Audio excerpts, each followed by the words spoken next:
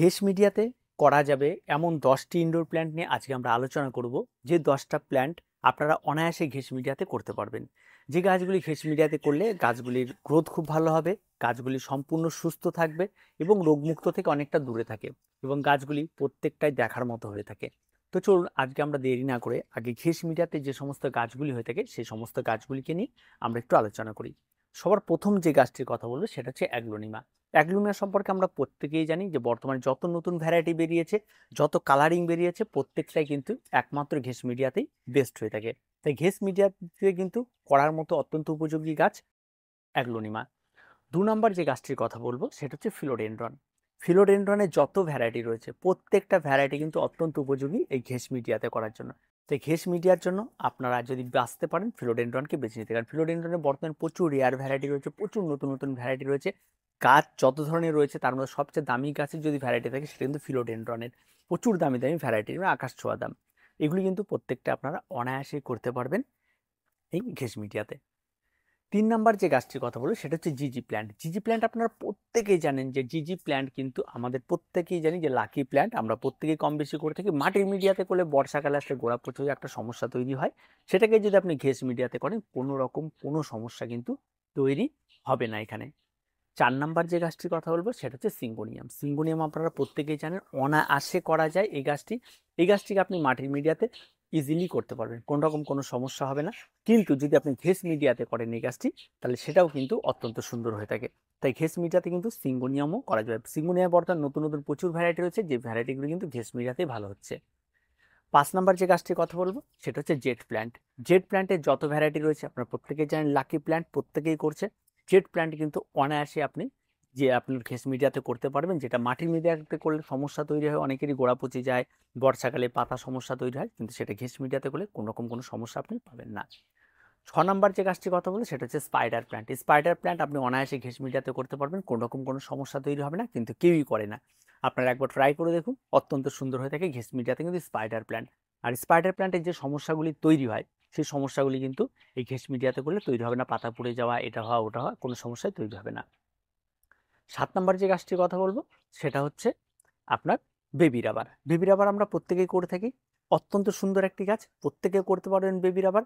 Baby rubber আপনি করলে আপনি ঘেঁস মিডিয়াতে করুন, দেখার মতো গাছ হবে, প্রত্যেকটা গাছের রেজাল্ট অত্যন্ত সুন্দর পাবেন।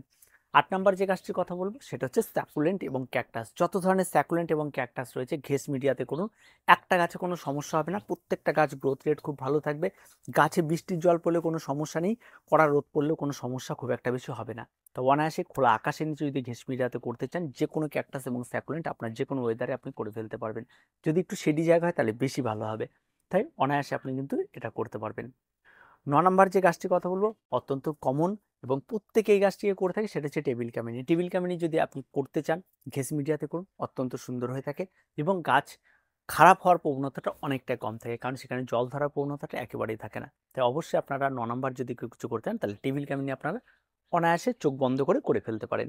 আর সর্বশেষ 10 নম্বর যে গাছটির কথা বলবো সেটা হচ্ছে আপনার ফাইকাস বেঞ্জামিনা। ফাইকাস বেঞ্জামিনার যত ভ্যারাইটি রয়েছে আপনারা করুন ঘেঁস মিডিয়াতে, প্রত্যেকটা গাছের রেজাল্টও অত্যন্ত সুন্দর পেয়ে যাবেন। আর এই গাছগুলি কিন্তু প্রত্যেকটা গাছে কিন্তু এই ঘেঁস মিডিয়াতে অনায়াসেই করা যাবে, যদি কারো কাছে অ্যাভেলেবেল ঘেঁস থাকে।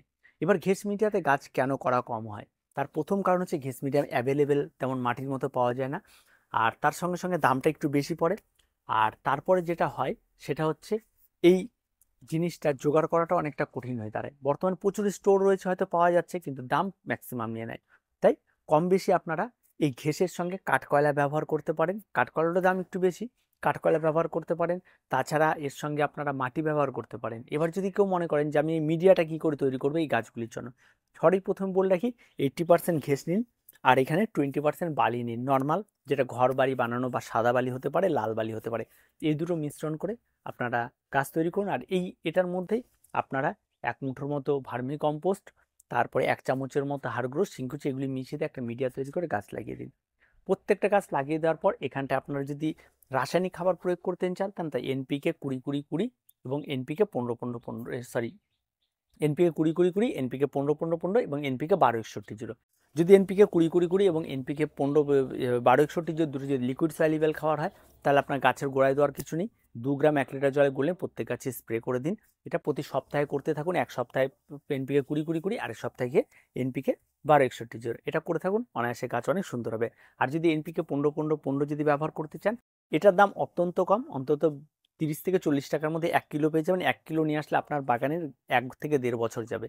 2 গ্রাম নেবেন, জলে গুলে নেবেন। এই খাবারটি কিন্তু গাছের গোড়ায় দেওয়ার খাবার, এটা কিন্তু লিকুইড সলিউবল কোনো খাবার নয়। এটা যে গাছের গোড়ায় 1 লিটার জলে 2 গ্রাম গুলে নিয়ে প্রত্যেকটা গাছে 200 ml করে প্রতি সপ্তাহে ইউজ করুন। গাছের রেজাল্ট সেরার সেরা হয়ে উঠবে এবং সেই গাছগুলি দেখার মতো গাছ হবে। আর যদি আপনার সময় না থাকে, আপনি 15 দিন পর পরও ব্যবহার করতে পারেন।